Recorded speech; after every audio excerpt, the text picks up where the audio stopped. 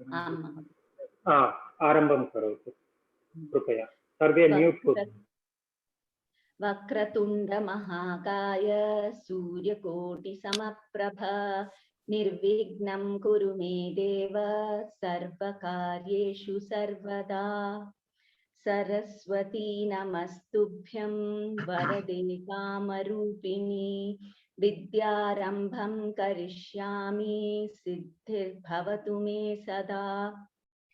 गुरुब्रह्मा गुरुर्विष्णु गुरुदेवो महेश्वरः गुरुः साक्षात् परब्रह्मा तस्मै श्री गुरवे नमः। ॐ सहनाववतु सहनौ भुनक्तु सह वीर्यं करवावहै तेजस्विनावधीतमस्तु मा विद्विषावहै। ॐ शान्ति शान्ति शान्तिः। सम्यक्, धन्यवादः महोदय। धन्यवादः। अस्तु, कोऽपि प्रश्नाः सन्ति वा? Any questions from last time or regarding homework? नास्ति। नास्ति वा? नास्ति। Alright, in that case, let's jump into today's class.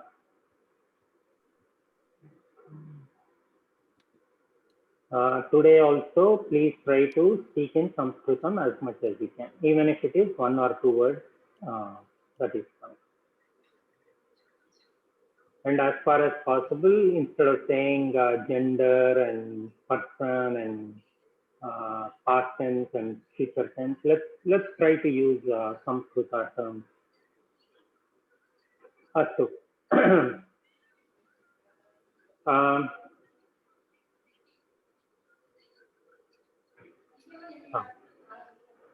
In the last class, we saw kasmat in ekavachanam. एकवारं पुनरावलोकनं कुर्मः। पुंलिङ्गे वृक्षः वृक्षात्, जनकः जनकात्, रामः रामात्। अर्थः कः? वृक्षात् फ्रॉम वृक्षा, जनकात् फ्रॉम जनकः, रामात् फ्रॉम राम। स्त्रीलिङ्गे एकवचने नलिका नलिकायाः, महिला महिलायाः, जननी जनन्याः, नदी नद्याः। अन्तिमे नपुंसकलिङ्गे वनं वनात्, फलं फलात्, क्रीडाङ्गणं क्रीडाङ्गणात्। Again, the Napunsakalinga form follows the Pumlinga form. So everywhere, so far, whatever we have learned, except for Karta and Karma forms, Napunsakalinga and Pumlinga forms are the same. So today let us look at the Bahuvachana form of Kasmat, from something. Ramu Mahodaya, Prathamam Vakyam Pathatu. Phalani vrikshebhyah padanti. Fruits fall from the trees. Phalani vrikshebhyah patanti. Fruits fall from the tree. Ekavachane, if there is only one tree.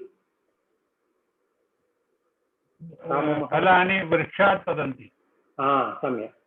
Phalani vrikshat patanti. There are many trees, therefore vrikshebhyah patanti. Astu. Sukanya Mahodaya, Dvitiyam Vakyam Patatu.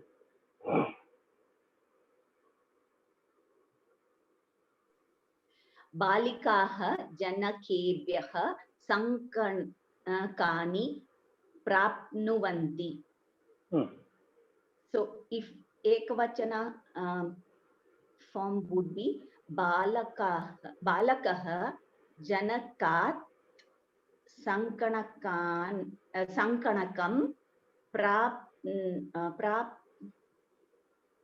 we are only worried about the ekavachana form of this word, the one in blue. Everything else can remain the same. Sankanat prapnuvanti. Janakat. The girls obtain computers from fathers. बालिकाः जनकेभ्यः जनेभ्यः सङ्गणकानि प्राप्नुवन्ति. Girls obtain computers from fathers. अस्तु. एकवचने सुकन्या महोदय जनक. सम्यक्. उषा महोदय. नद्यः पर्वतेभ्यः उद्भवन्ति. Rivers originate from mountains.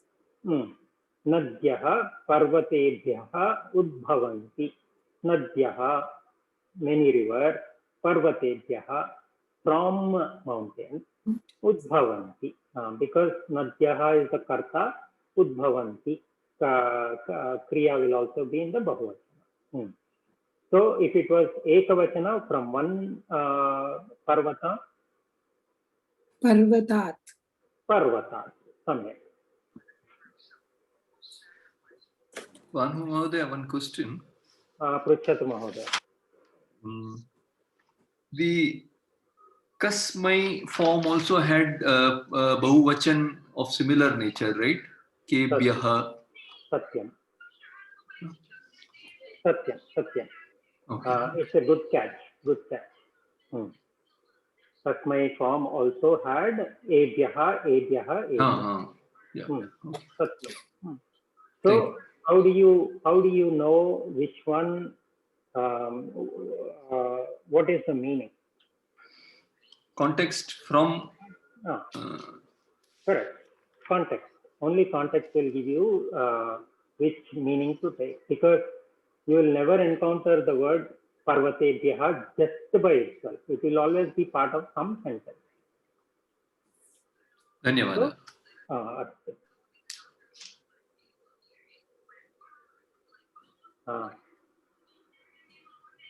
वृक्षः वृक्षेभ्यः जनकः जनकेभ्यः पर्वतः पर्वतेभ्यः.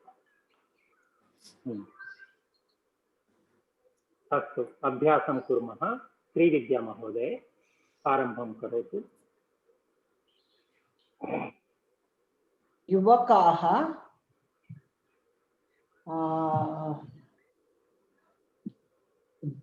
ग्रन्थेभ्यः अभ्यासं करोति. युवकाः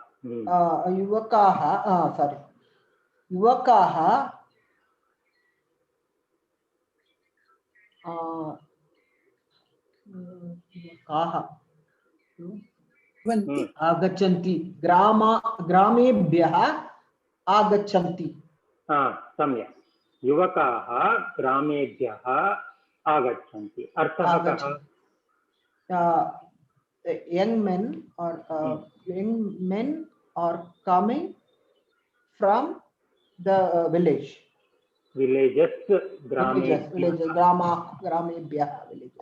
Gramebhyah from villages, many villages, bahuvachan. So if I call somebody's name, let that person make an attempt. Until they give up, let them try. Let everybody else be on mute.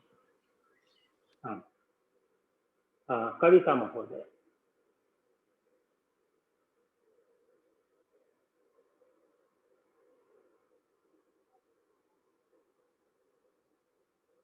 कविता महोदय अस्ति वा? वदतु महोदय. वदतु, द्वितीयं करोतु कृपया. बालिका ग्रन्थेभ्यः अभ्यासं करोति. सम्यक्. बालिका ग्रन्थेभ्यः अभ्यासं करोति. अर्थः कः? The girl is doing exercises from granthas. From many books. Many granthas. Many books. If it was only one book? Granthat. Balika granthat abhyasam karoti. If it was many girls and many books?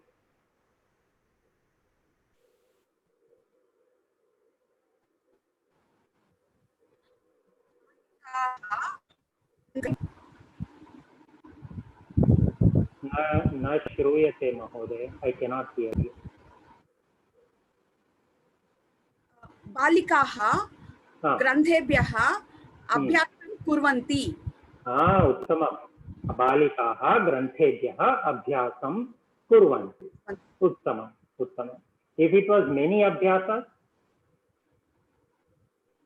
many balikas, many granthas and many abhyasas. बालिकाः ग्रन्थेभ्यः अभ्यासान् कुर्वन्ति.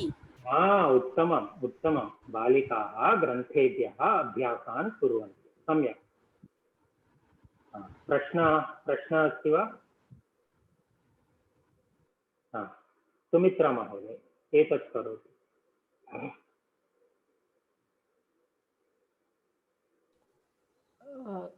नमस्ते महोदय. अहं what is me is औषधं स्वीकरोमि. So अहं वैद्येभ्यः औषधं स्वीकरोमि. उत्तमम्. अहं वैद्येभ्यः औषधं स्वीकरोमि. यदि एकः वैद्यः अस्ति चेत्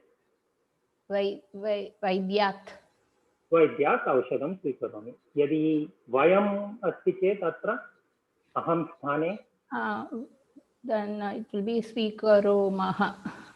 So कुर्मः. वयं वैद्येभ्यः औषधं स्वीकुर्मः. सत्यं. सम्यक्. विजयमीनन् महोदय. भवती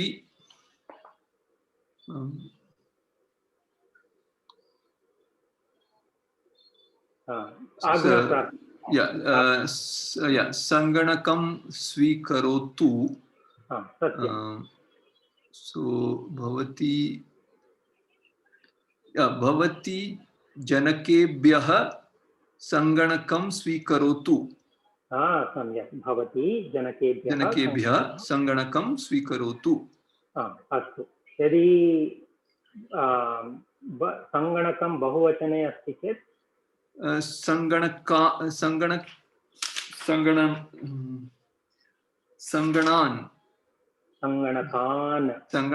ओके संगणकान् स्वीकरोतु.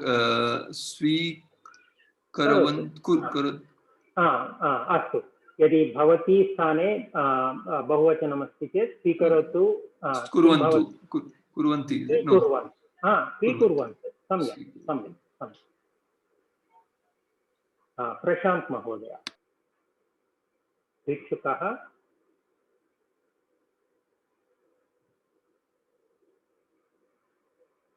प्रशान्त् महोदय अस्ति वा? नास्ति. सुरेन्द्र महोदय. भिक्षुकः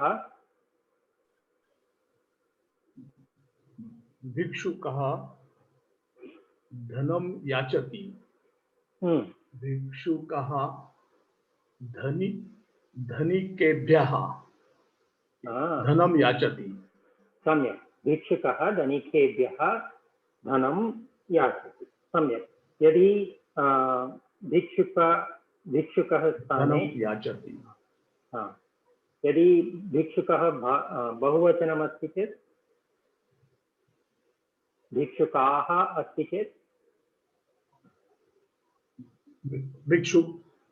भिक्षुकाः धनिकेभ्यः धनं याचयन्ति. I think it is yachanti. Is it yachayanti Mahodaya?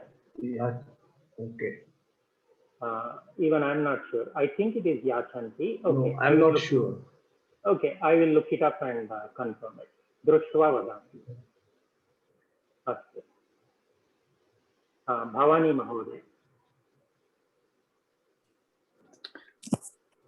वयं रात्रि समये दण्डदीपेभ्यः प्रकाशं प्राप्नुमः. सम्यक्. वयं रात्रि समये दण्डदीपेभ्यः प्रकाशं प्राप्नुमः. अहं रात्रि समये दण्डदीपेभ्यः प्रकाशं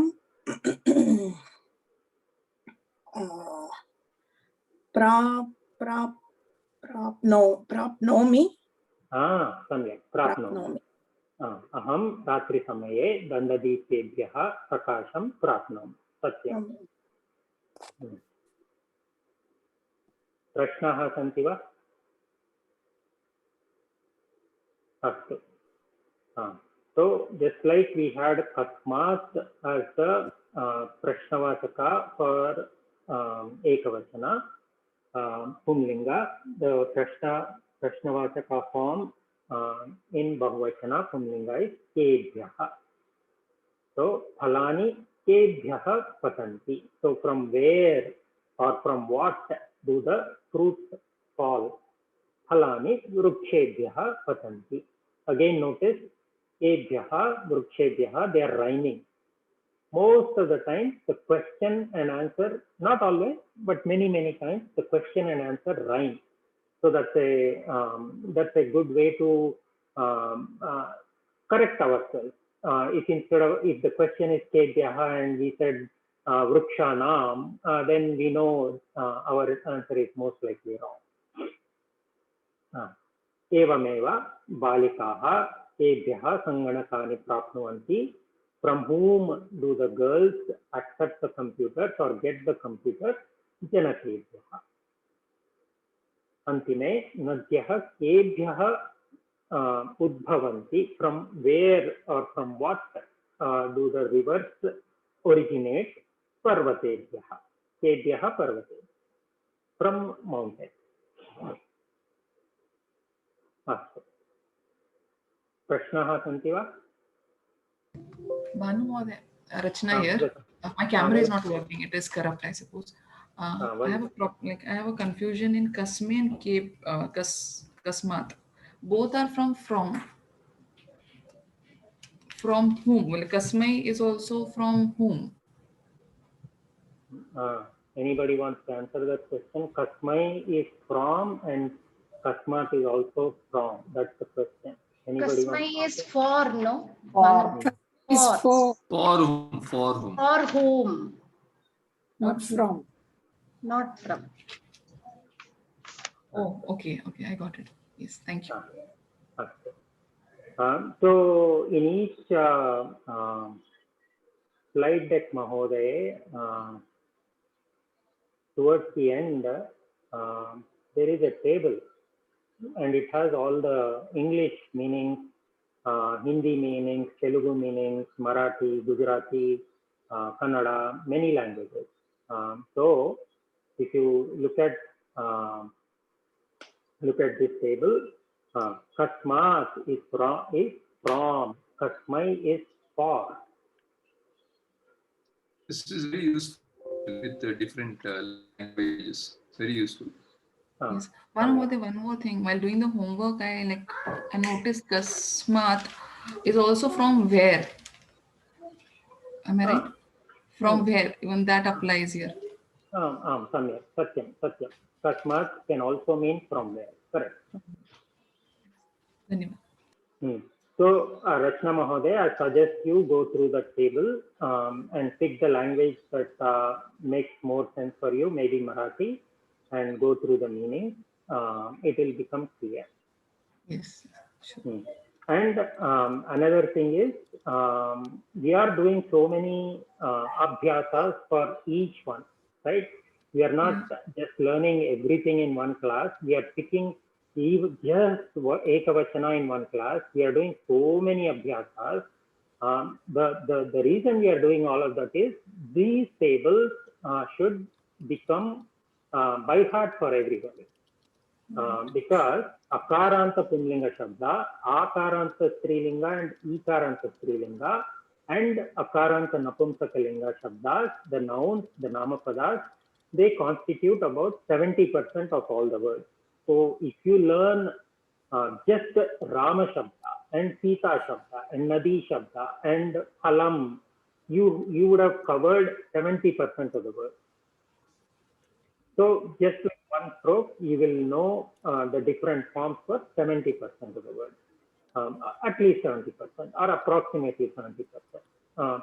So I highly suggest that you learn this by heart. And we are not asking you to learn it by heart blindly, right? You are doing abhyasa, and from that only you should have gotten it by heart. But even after that, if it is not by heart, please by heart. Yeah, thank you. Dhanyawad.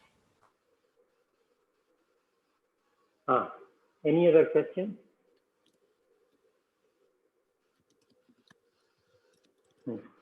Astu, Rachna Mahoday, do the first one. नलिकाभ्यः जलम् आगच्छति. पुनः वदतु, please read this again. नलिकाभ्यः नलिकाभ्यः जलम् आगच्छति. Water comes from taps.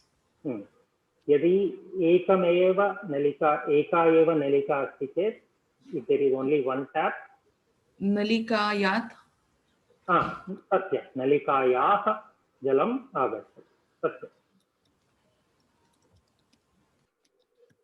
Reena महोदय.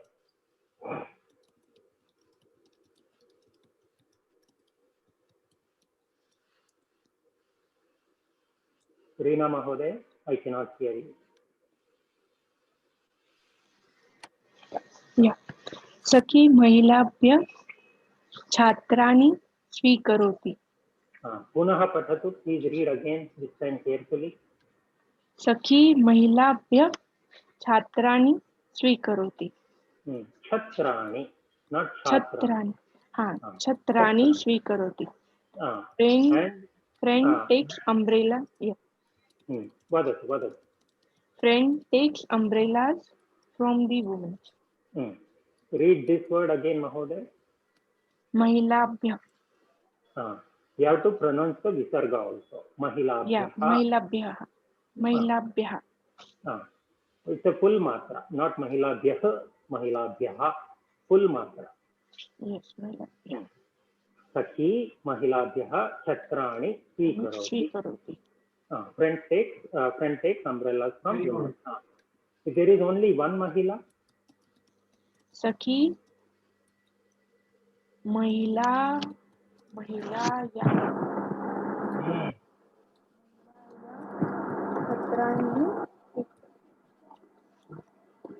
सम्यक्. सखी महिलायाः छत्राणि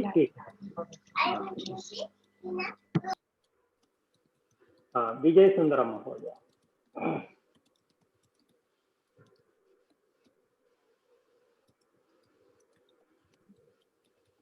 बालिकाः जननीभ्यः कङ्गणी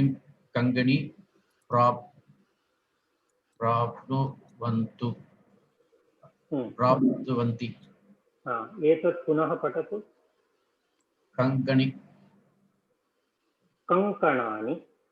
कङ्कणानि sorry. बालिकाः, पुनः वाक्यं पठतु, सम्पूर्णं वाक्यं. बालिकाः जननीभ्यः कङ्गणानि प्राप्नुवन्ति. कङ्कणानि प्राप्नुवन्ति. बालिकाः जननीभ्यः कङ्कणानि प्राप्नुवन्ति. Daughters obtain bangles, it should be from mothers. Okay. For daughters should be putraya. Balika is girls, na? I actually wrote putriyaha only, but then putriyaha, jananibhyaha, I thought it will cause confusion, so I was trying to limit the complexity to the highlighted word, the blue word. Yeah, initially I wrote putriyaha only. Astu. Vijay Sundaram Mahodaya, if it is only one mother. बालिकाः जनन्यै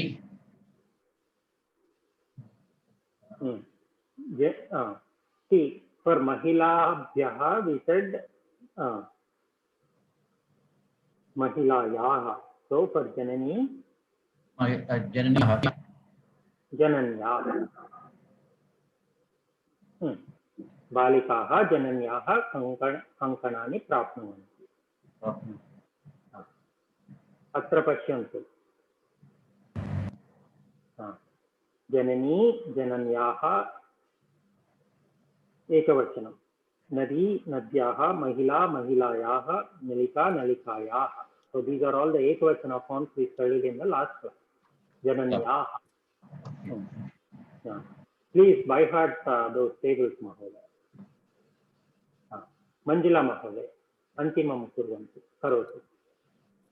महिलाः नदीभ्यः जलम् आनयन्ति. The women bring water from the rivers.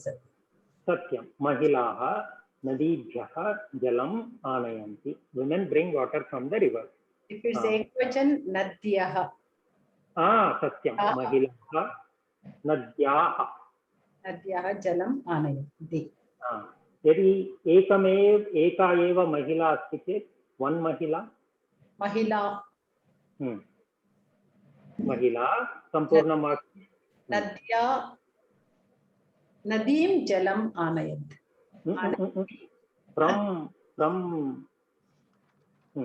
So let us keep nadibhyah. Let us imagine it is many rivers only. Only thing we are changing is instead of many women, one woman. Mahila. Mahila nadibhyah jalam anayati.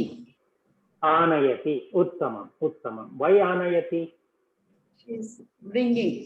It has to end with ti. If it is ekavachan. सत्यं. सम्यक् सम्यक्. महिला नदीभ्यः जलम् आनयति. So नलिका नलिकाभ्यः, महिला महिलाभ्यः, जननी जननीभ्यः, नदी नदीभ्यः. प्रश्नाः सन्ति वा? अस्तु. हेमन्ती महोदय आरम्भं करोतु. Okay. Namaste. Namaste.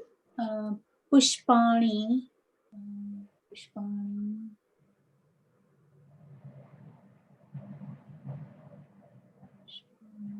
Patanti. So Pushpani latabhyah patanti.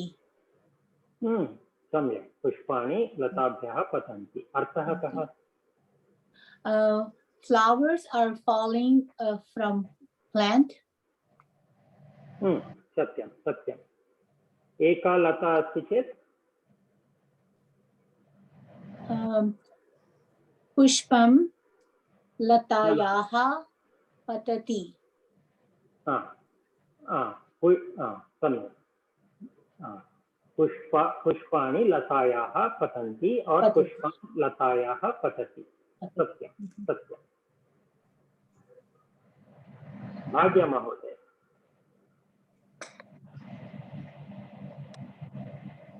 रुग्णाः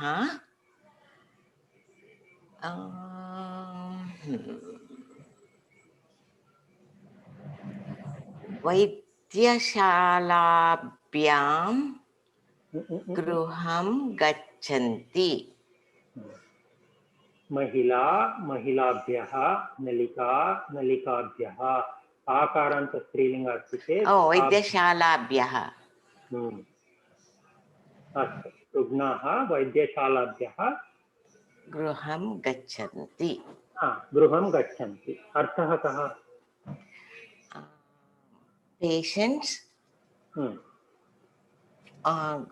going home from the hospital. Hospitals बहुवचनं. Hospitals. Right. यदि एका वैद्यशाला अस्ति चेत् वैद्यशालायाः गृहं गच्छन्ति. सत्यं. यदि एकः रुग्णः अस्ति, एका वैद्यशाला अस्ति, वाक्यं किं भवति? रुग्णः वैद्यशालायाः गृहं गच्छति. सत्यं सत्यं. यदि रुग्णः स्थाने रुग्णा अस्ति, स्त्रीलिङ्ग, फीमेल् पेशेण्ट्. रुग्णाः.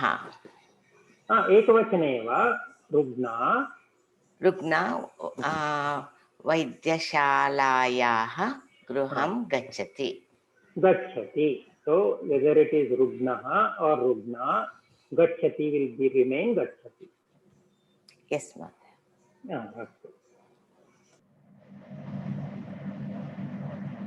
विराज महोदय. कार्यालये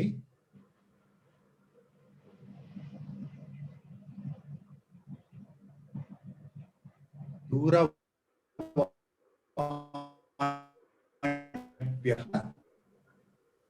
शब्दः भवति. Not getting what is दूरवाण्यः? दूरवाण्यः, दूरवाणी, बहुवचनम of दूरवाणी is बहुवचनम of नदी is नद्यः. नद्यः. दूरवाणी. Okay, दूरवाण्यः. दूरवाण्यः. So the form will become दूरवाण्यभ्यः.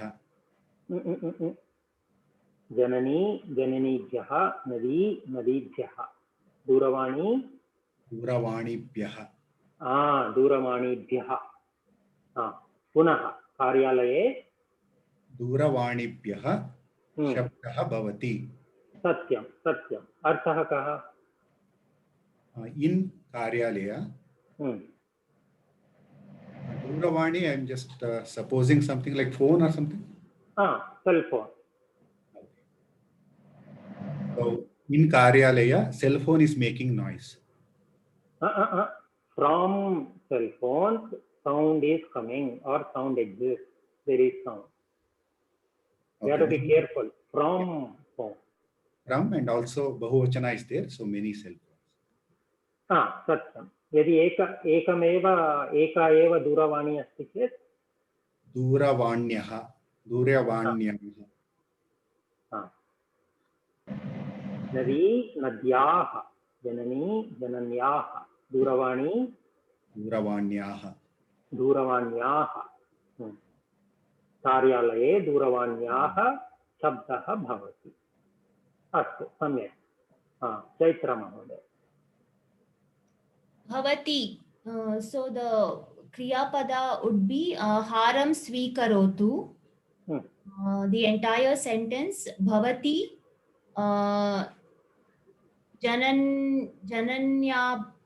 jananyabhyah haram swikarotu. Jananibhyah. Yeah. Jananibhyah haram swikarotu. Bhavati. Addressed to a girl. Accept a garland from mother. From mothers. From mothers. Bahuvachana. सत्यं, सत्यं. भवती जननीभ्यः हारं स्वीकरोतु. यदि बहुवचनमस्ति चेत् भवती स्थाने भवत्याः जननीभ्यः हारं स्वीकुर्वन्तु.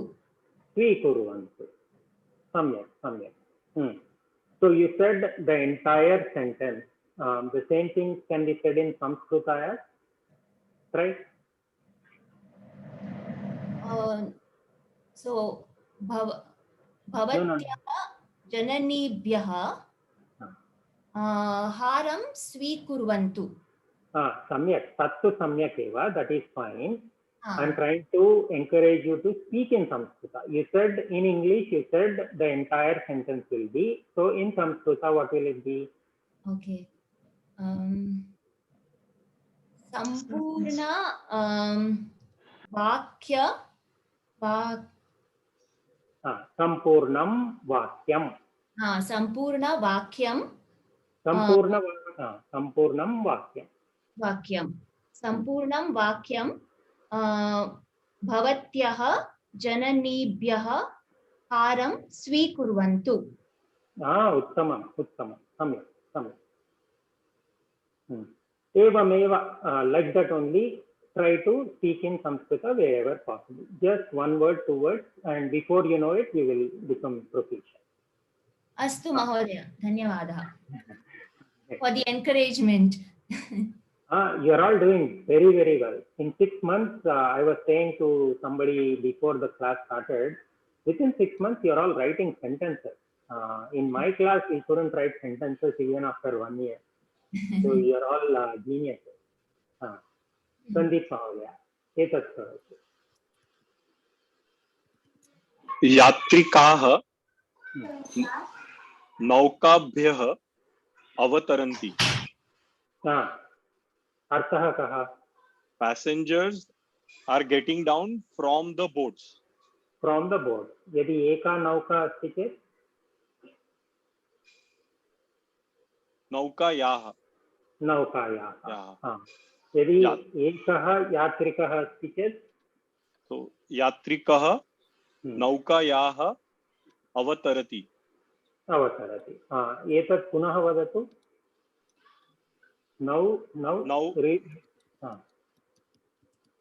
नौकायाः. नौकायाः. I heard it as नौकायाः, so नौकायाः. सम्यक्. सुधा महोदय, अन्तिमं करोतु. शिशवः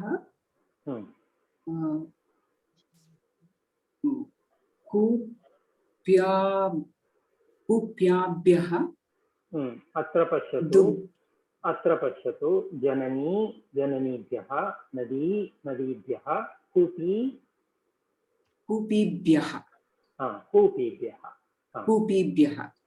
शिशवः कूपीभ्यः दुग्धं पिबन्ति.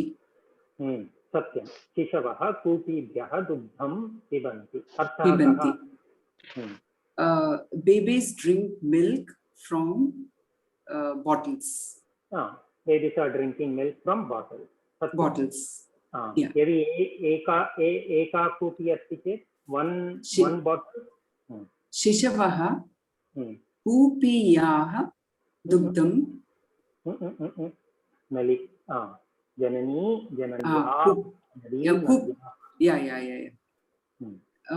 कूप्याः. शिशवः कूप्याः दुग्धं पिबन्ति. सत्यं. यदि एकः शिशुः अस्ति, एका कूपी अस्ति, one शिशु and one bottle. शिशुः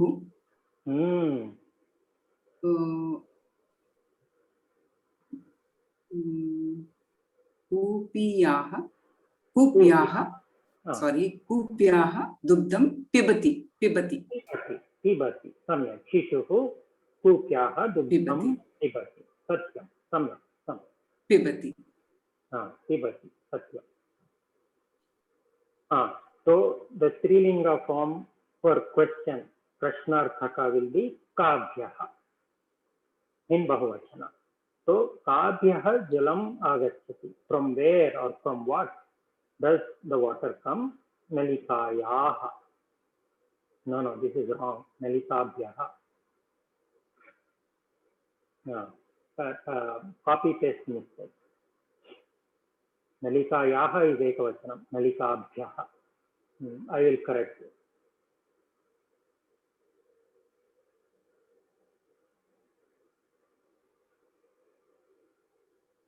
क्षम्यताम्. नलिकाभ्यः जलम् आगच्छति. Again, as I was saying, right, these things rhyme, so that's an error correction built in. So the question was kabhyah and I said nalikayah, so immediately something triggered in my mind that these are not matching, so I made a mistake. So kabhyah jalam agacchati. From where or from what does water come? Nalikabhyah. From many taps. Same way, Saki Khabhyah Chatrani Swikaroti. From whom does the friend accept umbrellas? Mahilabhyah. Balika Kabhyah Kankanani Prapnuvanti. From whom do the girls accept or get bangles? Jananibhyah.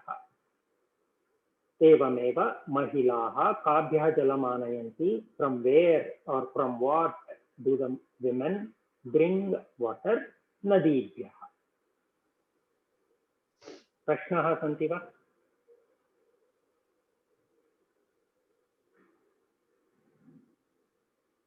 अस्तु अन्तिमे नपुंसकलिङ्गं कुर्मः।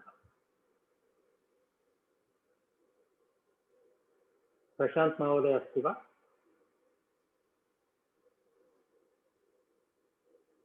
नास्ति। माधुरी महोदय।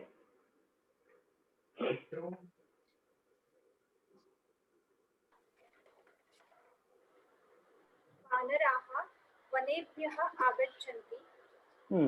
Monkeys come from forests. One Mahoday, it should be Bahuvachanam. Here you have Ekavachani. Ekavachana is there. अस्तु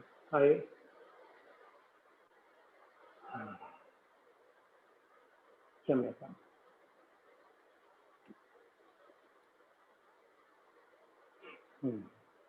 I will do a better job of proofreading what I wrote. क्षम्यताम्। माधुरी महोदय पुनः पठतु। वानराः वनेभ्यः आगच्छन्ति। Monkeys come from forests. एकं वनम् अस्ति चेत् वानराः वनात् आगच्छन्ति। एकः वानरः अस्ति चेत् वानर वनेभ्यः आगच्छन्ति। वानर वनात् आगच्छन्ति। वानर आगच्छति। वानरः वनेभ्यः और वनात् आगच्छति। सम्यक् सम्यक्। रमेश महोदय, वेदार्थं रमेश महोदय।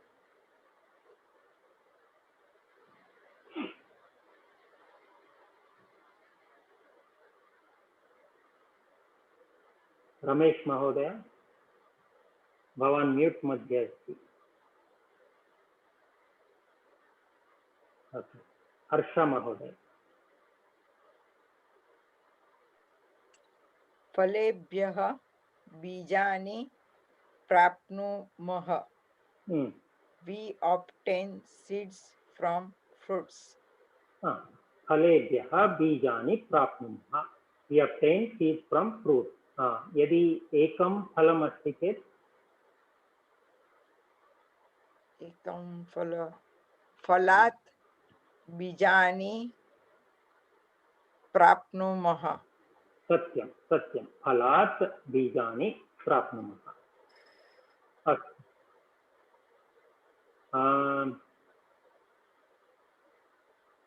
रमेश महोदय अस्ति वा?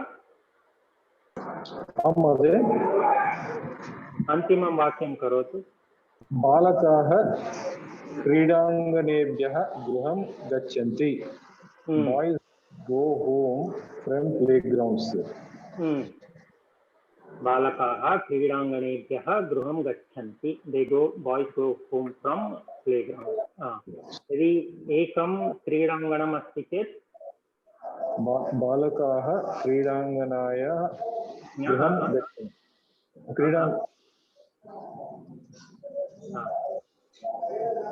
वनात् फलात् क्रीडाङ्गणात् गृहं गच्छन्ति।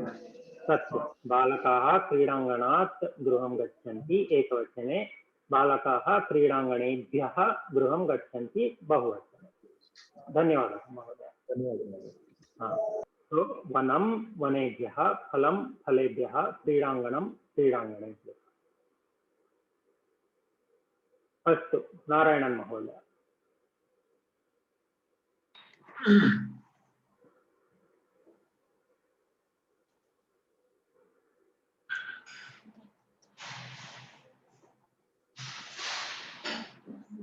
नारायणन् महोदय अस्ति वा?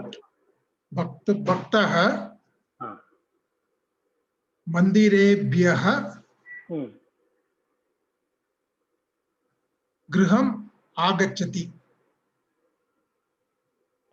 भक्तः मन्दिरेभ्यः गृहम् आगच्छति। सत्यम्। अर्थः कः? भक्तः comes home from temples. From temple. सत्यं। मीरा महोदय। बालिका पुस्तकेभ्यः पाठं पठति।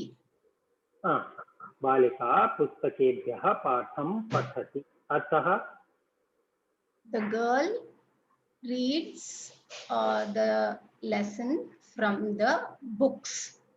फ्रम् मेनी बुक्स् अस्तु एकं पुस्तकमस्ति चेत् बालिका पुस्तकात् पाठं पठति. सत्यं बालिका पुस्तकात् पाठं पठति सत्यम् अस्तु did everybody get a turn? Did I miss anybody? अस्तु we will go from the top again. Ramu महोदय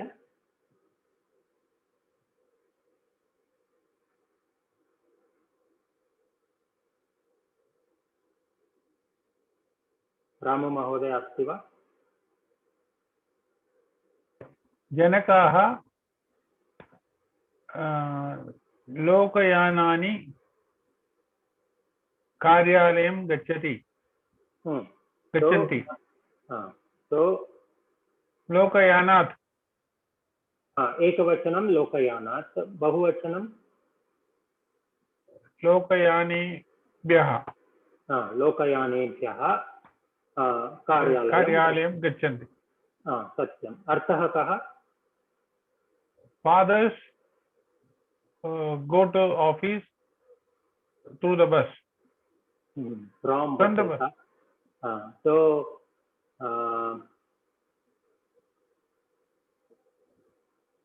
it doesn't make sense. That doesn't make sense. What if you choose this one?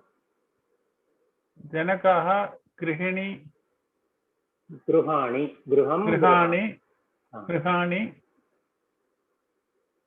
कार्यालयं गच्छन्ति. So गृहाणि will become from houses. गृहात् एकवचनमस्ति चेत् गृहात् बहुवचनमस्ति चेत् गृहेभ्यः. सत्यं जनकाः गृहेभ्यः कार्यालयं गच्छन्ति. This makes more sense. अर्थः कः? Fathers go to office from the house. From houses. From the houses. सत्यं जनकाः गृहेभ्यः कार्यालयं गच्छन्ति. धन्यवादः. सुरेन्द्र महोदय.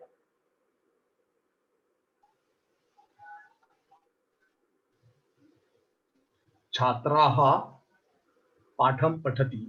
छात्राः पुस्तकेभ्यः. छात्राः बहुवचनं. छात्राः पुस्तकेभ्यः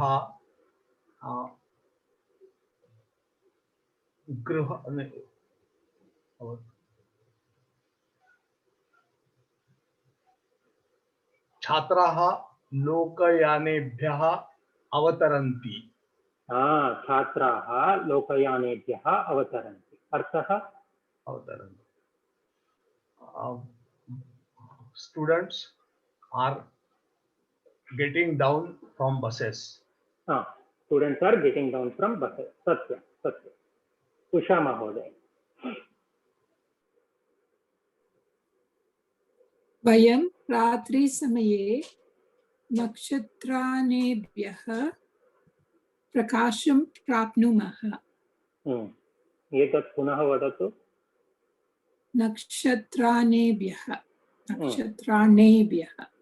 वनं वनेभ्यः, फलं फलेभ्यः, नक्षत्रं नक्षत्रेभ्यः. So here nakshatrani is just an indicator to you that there are many stars and you have to convert it into the from form. अस्तु. पुनः वयं रात्रिसमये नक्षत्रेभ्यः प्रकाशं प्राप्नुमः. सत्यम्. अर्थः? We at night obtain light from the stars. From the stars. सत्यं सत्यं. हेमन्ती महोदय.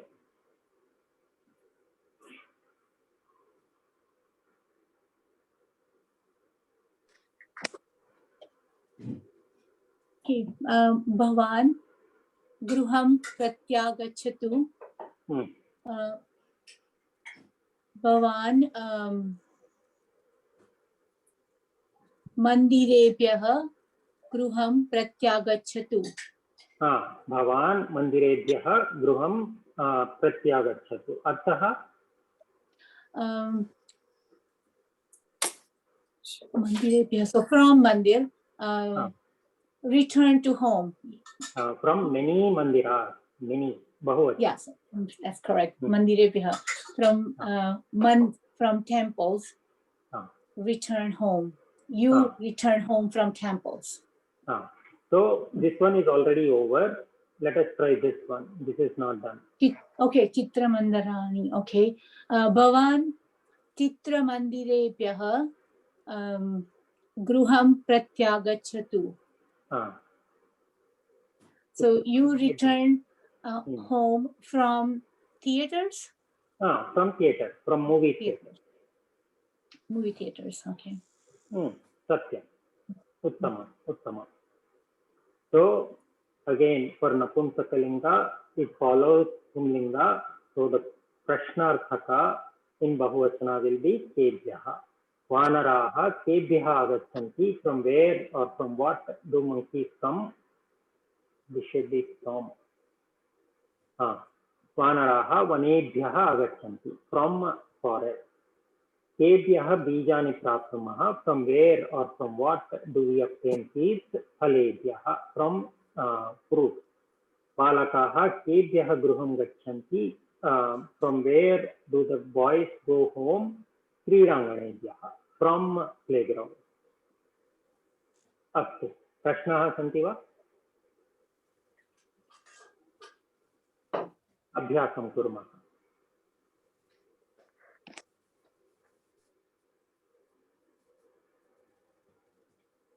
सुकन्या महोदय.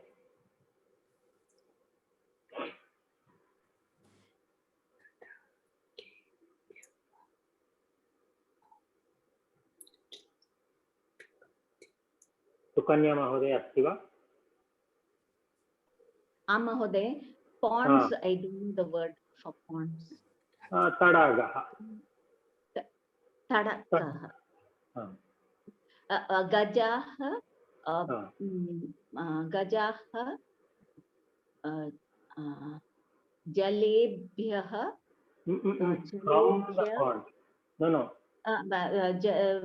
गजाः जलं तडेभ्यः पिबन्ति.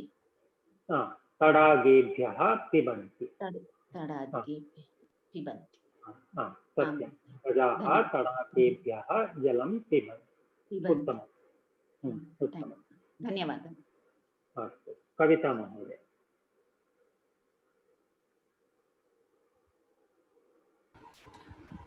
वानराः कूर्दन्ति. वानराः वृक्षेभ्यः कूर्दन्ति. सत्यं. वानराः वृक्षेभ्यः कूर्दन्ति. श्रीविद्या महोदय. भिक्षुकाः धनिकेभ्यः धनं याचन्ति. प्राप्नुवन्ति. प्राप्नुवन्ति. याचन्ति means they beg. Beg. भिक्षुकाः प्राप्नुवन्ति. प्राप्नुवन्ति. उत्तमम्. भवानी महोदय.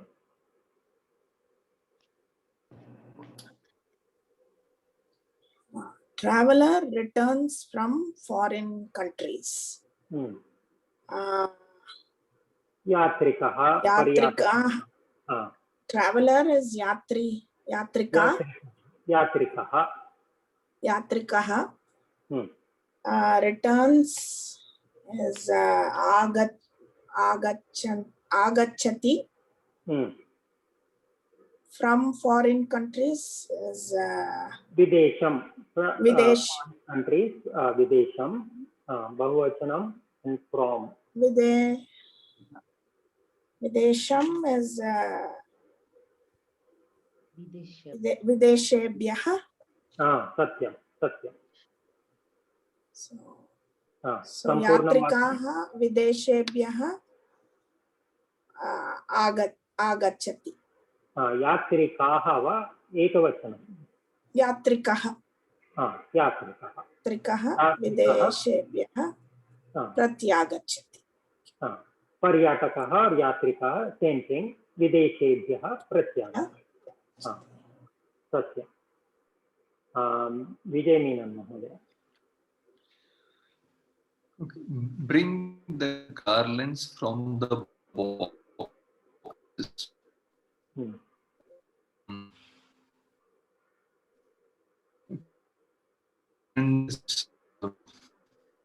Your voice is Malaha, is it? Mala? Your voice is breaking up, Mahoday. Okay. Is it okay now? Audible? Vadati. Not okay? Vadati.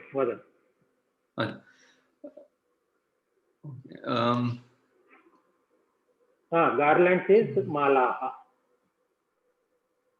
Malaha. From the box. Box is Petika is box? Petika? Petika is box. Petika, okay. Petika, Akaranta Strilinga.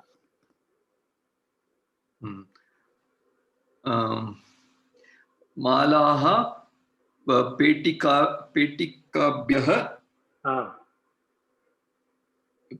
पेटिकाभ्यः Ayati मालाः आनयति okay you bring okay सम्यक् पेटिकाभ्यः हारान् आनयतु मालाः आनयतु same same उत्तमं धन्यवादः सुमित्रा महोदय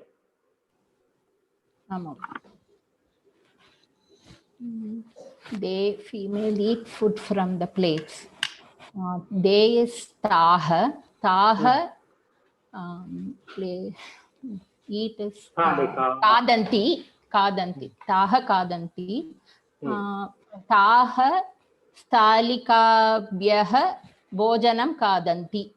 सत्यं सम्यक् ताः स्थालिकाभ्यः अन्नं भोजनं खादन्ति. उत्तमं धन्यवादः. संदीप महोदय I accept gifts from female friends. Okay. Aham accept is sweekaromi. Gifts upaharani. Upaharani from female friends. Sakhi. So sakhibhyah. So aham sakhibhyah upaharani स्वीकरोमि. सत्यं अहं सखीभ्यः उपहाराणि स्वीकरोमि. Be careful with the natvam, not upaharani, upaharani. सत्यं सम्यक्.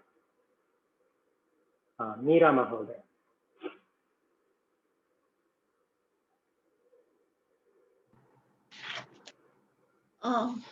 Mashi is ink. Mashi लेखन क्रियापदं करोतु. Mashi leaks is Shravati. Mashi Shravati. So lekani bhyah Shravati. Satyam. Mashi lekhani bhyah Shravati. Shravati, not Shravati. Shravati. Shravati is it? Oh, okay. Mashi lekhani bhyah Shravati. Is it lekhani bhyah or lekhani bhyah? Lekhani bhyah. Typing mistake. I will fix. Okay. धन्यवाद. नारायण महोदय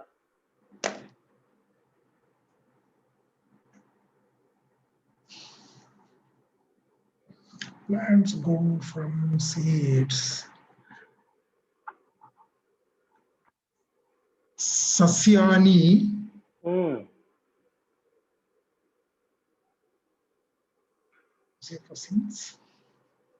बीजम बीजम बीजम बीजम नपुंसकलिंग सस्यानि fine, then do the kriya pada mahodaya. Grow.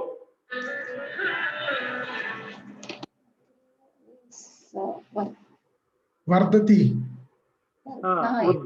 उद्भवति उद्भवति okay सस्यानि बीजम बीजानि बीजेभ्यः बीजेभ्यः उद्भवन्ति सस्यानि बीजेभ्यः उद्भवन्ति उत्तमम् चैत्र महोदय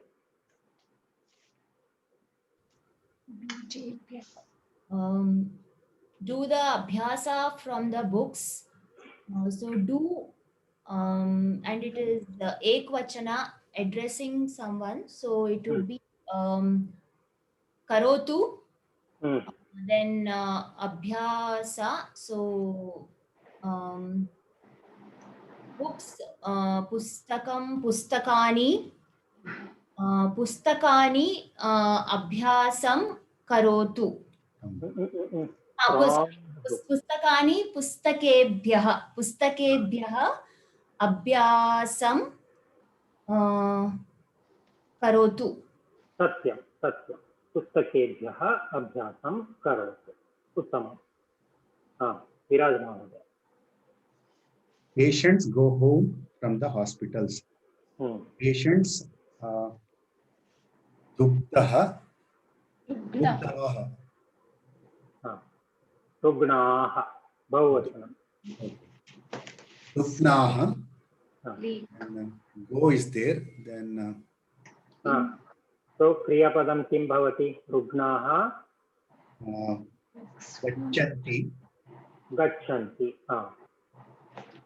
then home is there गृहं from the hospital then चिकित्सालयेभ्यः सत्यं सत्यं रुग्णाः चिकित्सालयेभ्यः गृहं गच्छन्ति उत्तमम्. हेमंती महोदय. She left. सुधा महोदय.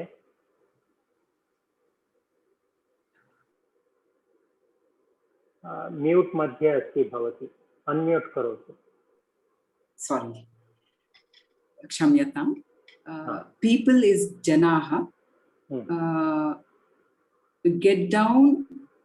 People get down. Avataranti. सत्यं सत्यं. Avataranti. Okay. From planes. विमानेभ्यः. सम्पूर्णं विमानेभ्यः. जनाः विमानेभ्यः अवतरन्ति. उत्तमं. जनाः विमानेभ्यः अवतरन्ति. अस्तु. प्रश्नाः सन्ति वा? Any question? महोदय धातु प्रातिपदिकं समानं वा? We will do that when we study व्याकरणं महोदय.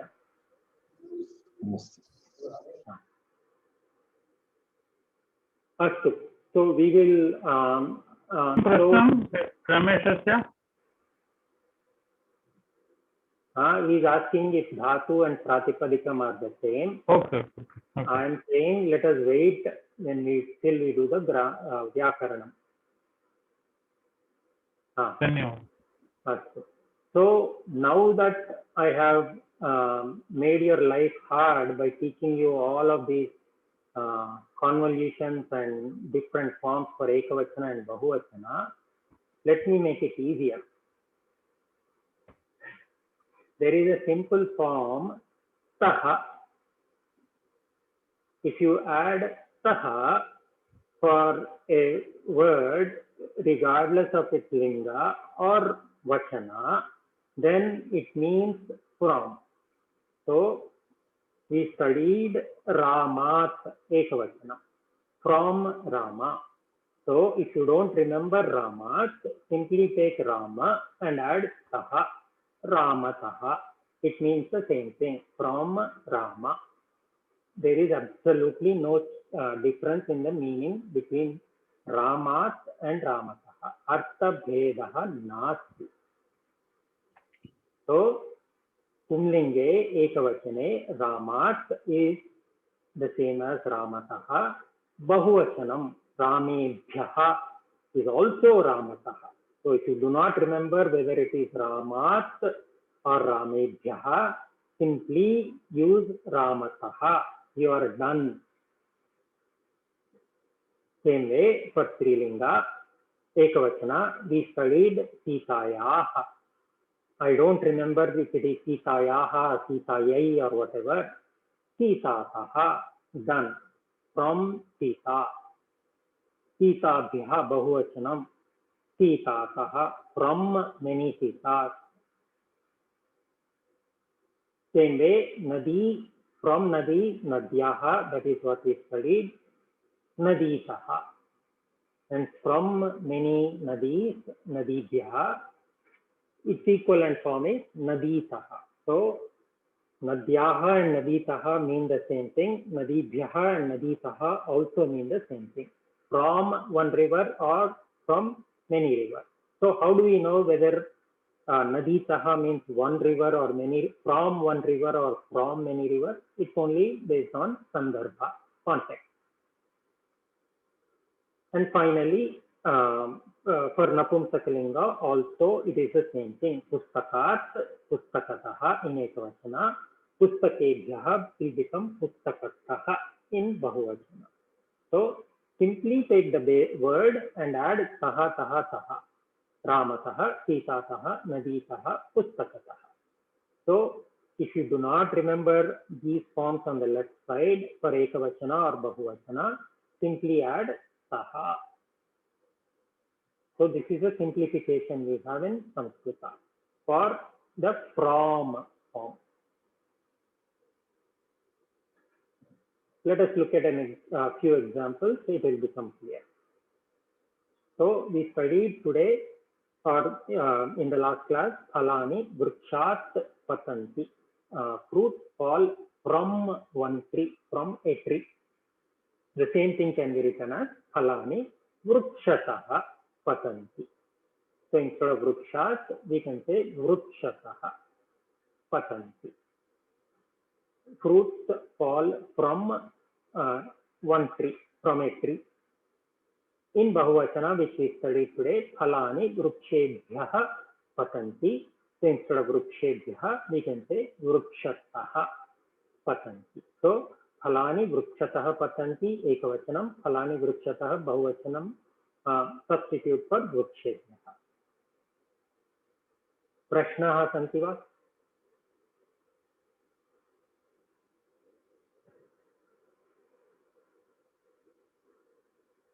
Does this make life easy? Yes, yes. More confusing, not more.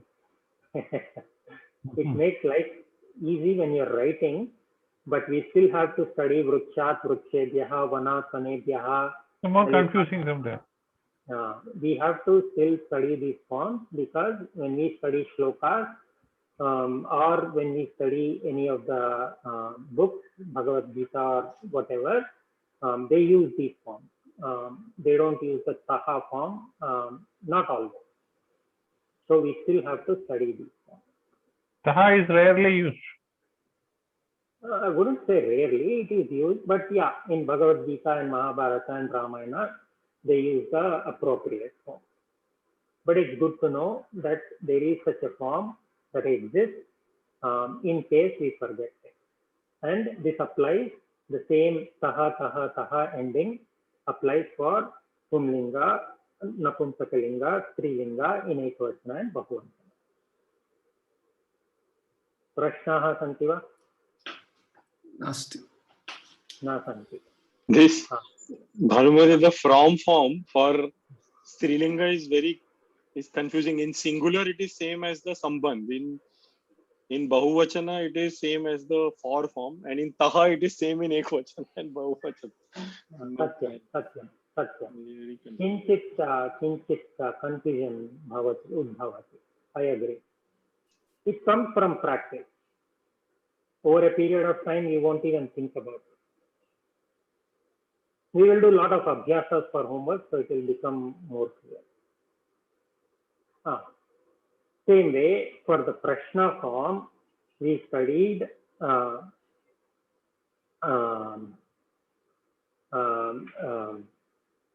Tasmat Kebhyaha Tasyaha Kabhyaha. So instead of that, we can also use Kutaha. So Phalani Kutaha Patanti. It is the same as asking Phalani Tasmat Patanti. So Phalani Tasmat Patanti, Phalani Kutaha Patanti, they are the same thing. The only difference is Kutaha can be used for Pumlinga, Strilinga or Napunsakalinga. So if you don't want to remember Kasmat Kebhyaha or in Strilinga Kasyaha Kabhyaha or in Napunsakalinga again Kasmat Kebhyaha, simply substitute all of those for with Kutaha. So Phalani Kutaha Patanti is the same as Phalani Kasmat Patanti or Kebhyaha Patanti. Phalani Vrukshat Patanti or Vrukshebhyaha Patanti, or what we learned to just now, Vrukshataha Patanti. Depending on the context, it will be Ekavachana or Bahuvachana. From one tree or from many trees.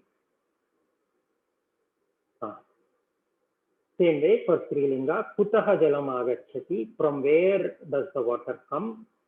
Nalikayaha Agachati or Nalikabhyaha Agachati, from one tap or many taps, or simplification is Nalikataha.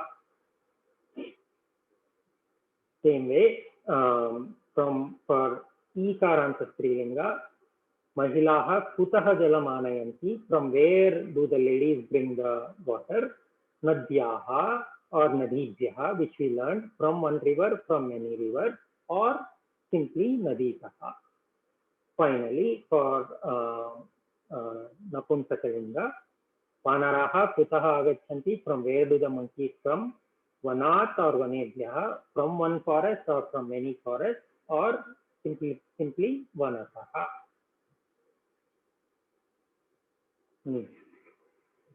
Prashnaha santi va?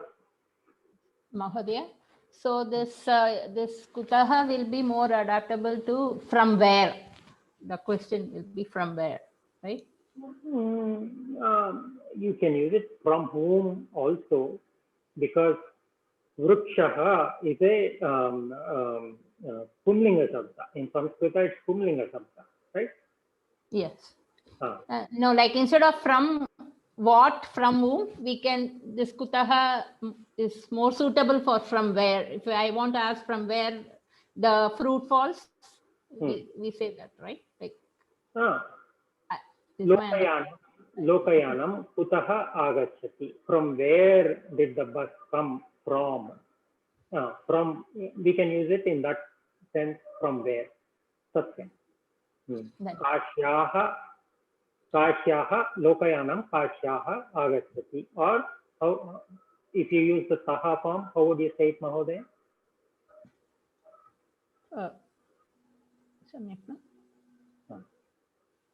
Lokayanataha. No. I'm saying Lokayanam Kutaha Agachati. From where? Lokayanam Bengaluru Nagarataha Agachati. If I want to say from Kashi, Kashitaha. Kashitaha. And if I want to use the other form that we learned in the last class, Kashi will be Vikaranta Strilinga. Yeah. Nadi, like Nadi, right? Kashi will be Kashyah. Kashyaha or Kashitaha. Kashitaha. And if there are many towns, all of them called Kashi, then it will be Kashibhyaha. Kashibhyaha. Satyam. Dhanyawad. अन्ये प्रश्नाः सन्ति वा? Any other questions on this? अस्तु, अद्य एकं श्लोकं पठामः. श्वः किमस्ति? रामनवमी अस्ति. रामनवमी अस्ति. अतः therefore we will learn one shloka. Not learn, I'm sure most of you know this shloka, but learn in the sense of doing it from a Sanskritam student perspective, not just by hearting, but also finding out the meaning. Madhuri Mahoday, Kathamam Vakyam Patatu.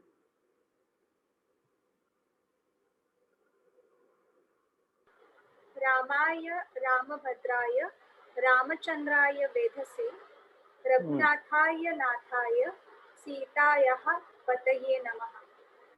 रामाय रामभद्राय रामचंद्राय वेधसे रघुनाथाय नाथाय सीतायाः पतये नमः. Does anybody know this shloka? Yes. Ramaraksha Stotra. Ramaraksha Stotram. Uttamam. So, if you want, please learn this shloka and recite it tomorrow. So, let us see, based on what we learned, what this could mean. Ramaya. Srividya Mahodaye, Ramaya. For Rama.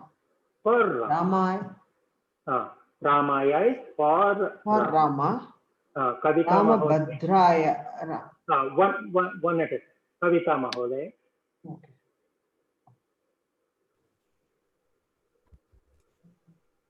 Ramabhadraya. Will be, what will be the meaning? I don't know. For Ramabhadra. For Ramabhadra. That's all. Simple meaning. We don't need to go into details.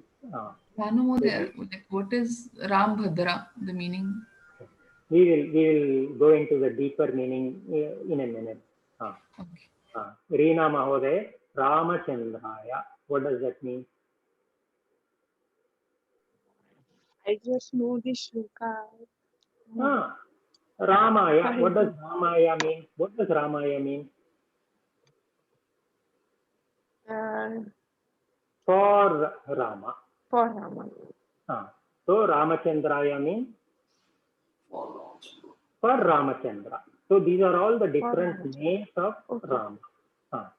Ramachandraya, for Ramachandra. This is Vedhase. We haven't studied this. Vedhas, Sakaranta Pumlinga Shabda. It's like the creator or God. That's what the meaning is. So Vedhase means for the creator, for God. Sakaranta Pumlinga. Vedhas. We will study it next year. Bhagya Mahoday. Anumode, Vedhase will be in, on, or for Vedhase? Sakaranta Pumlinga. It's a Sakaranta Shabda. Acha, Sakaranta. Sorry, we haven't done. Okay. We haven't done. I heard. Akaranta, I heard. Sorry. Sakaranta. Vedhas. Bhagya Mahoday. Raghunathaya. So, will what? Is for Raghukula, for Raghunathaya, for Raghunatha. For Raghunatha. Let us do the simple meaning. Yes. Simple meaning is enough. Usha Mahodaya. Nathaya For Nada. For Natha. Sukanya Mahoday. Sitayaha. What does Sitayaha mean? For Sita. Sitayaha. Sitayaha. Okay. Let us use Sitaya of Sita. Here it. Okay. Here it of Sita. I will tell you why it is. Pataye. We haven't studied patihi. Ikaranta pumlinga shabda. Pataye means for pati. For whose pati? Sitayaha pati. Sita's pati. For Sita's pati. For Sita's husband. Namaha. Namaha. Namaha. So, if you remember, when we were doing the for form, we said whenever there is a dana kriya, right, we would use the for form. Bhikshukaya dhanam dadami.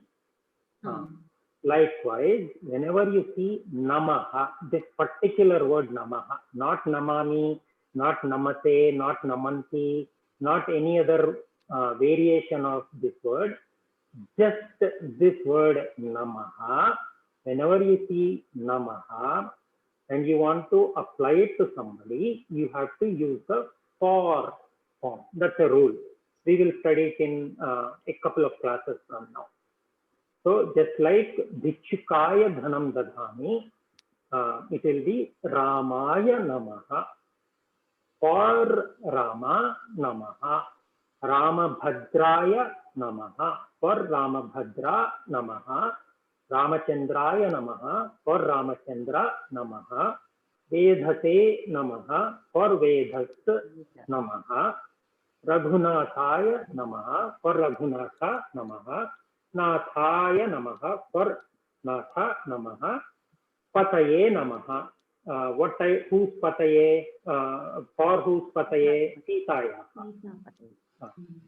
So, for Rama, for Ramabhadra, for Ramachandra, for Vedasa, for Raghunatha, for Natha, for Sita's husband, Namaha.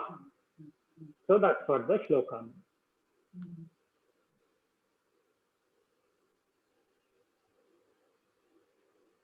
एकमेव नमः पूरा श्लोकं सम्पूर्णवाक्येन एकेन एकं नमः एकमेव नमः पदमस्ति नमः it will apply for all the world. I mean, this is a shloka, right? So the poet, instead of saying Ramaya namaha, Ramabhadraya namaha, he chose, that's a poetic license. We give poetic license in every language. So, does the simple meaning of this shloka make sense?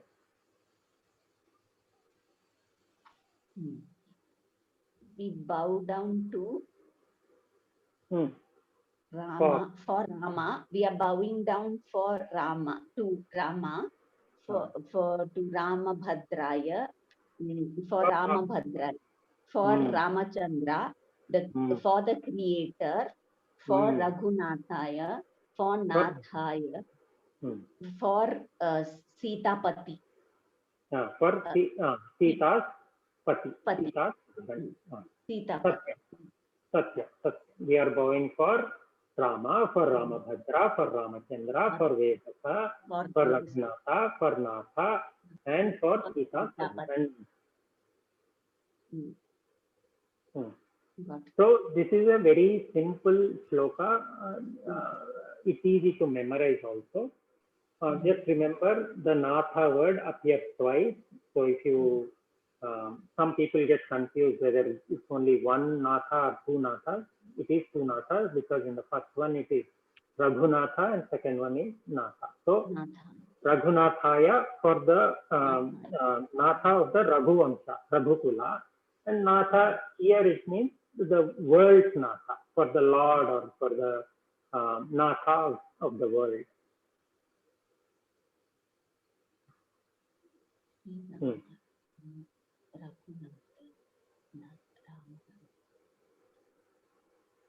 अन्ये प्रश्नाः सन्ति वा?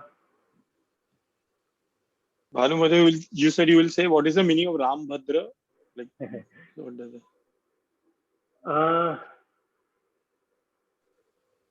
The way I understand it is Rama, who is the protector. That is how I understood that word. So for Rama, who is the protector.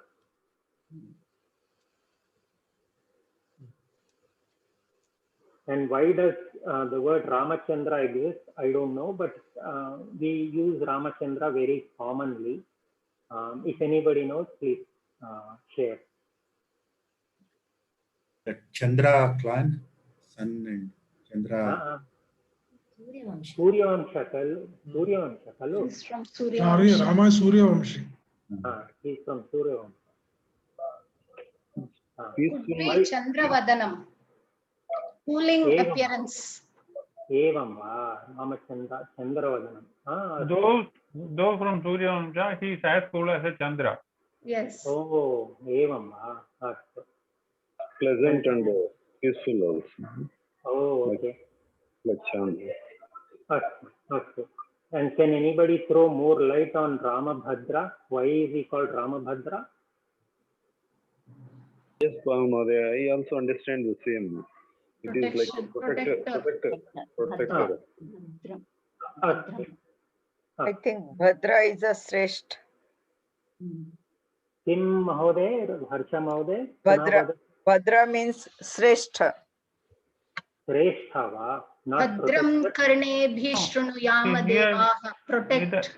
Here it is protector. The protector Rama. Bhadram. Bhadram karnemi. Karnebhi shrunuyama devaha. Astu, dhanyavadaha. So Raghunathaya, we understand the meaning, right? Natha of the Raghu Kula. Nathaya is the Natha of the entire universe. Sitayaha Pataye, for the husband of Sita. Natha, leader, I think, no? Leader, leader, ruler. God, ruler. I couldn't hear the one on Ramachandra. What was the reason? So the consensus seems to be he's as cooling as Chandra. His appearance is as cooling. Okay. As gentle as moon, maybe. Okay. As gentle as Chandra. Okay. As Chandra. Okay. Okay. So does doing such shlokas, what we just said, does such exercise help you? Does such an exercise help you? Absolutely. Do you want to do Yes, Mahoday. Yes. Every time we'll read some shlokas. Yes. Samyak asti Mahoday. Bahu samyak.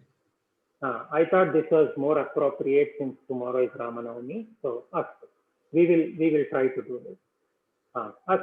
We don't have time to do the Subhashitam this time. We will cover it next time. Any questions? Sukanya Mahoday, Yes. can you do the Purnamada Mangala Shlokam, or do you want me to do it? Survey mute Purvantu. Everybody please mute yourself. Go ahead, Sukanya Mahoday. Om Purnamidam Purnat Purnamudachyate Purnasya Purnamadaya Purnamevavashishyate. Om Shanti Shanti Shanti. Let us not forget our Guru. Harihi Om Sri Gurubhyo Namaha. Shri Gurubhyo Namaha. Shri Hari Om. Shri Gurubhyo Namaha. Dhanyavadah Mahoday. Dhanyavadah Mahoday. Dhanyavadah Mahoday. Ramnavami Shubhashayaah. सर्वेभ्यः रामनवमी शुभाशयाः. श्लोकस्य पठनं बहु सम्यक् महोदय. अस्तु धन्यवादः। पुनः अग्रिमकक्षायामपि एकम् अन्यं श्लोकं चित्वा कुर्मः। अस्तु महोदय, धन्यवादाः। जय श्रीराम महोदय। जय श्रीराम। जय श्रीराम। धन्यवादः महोदय। जय श्रीराम।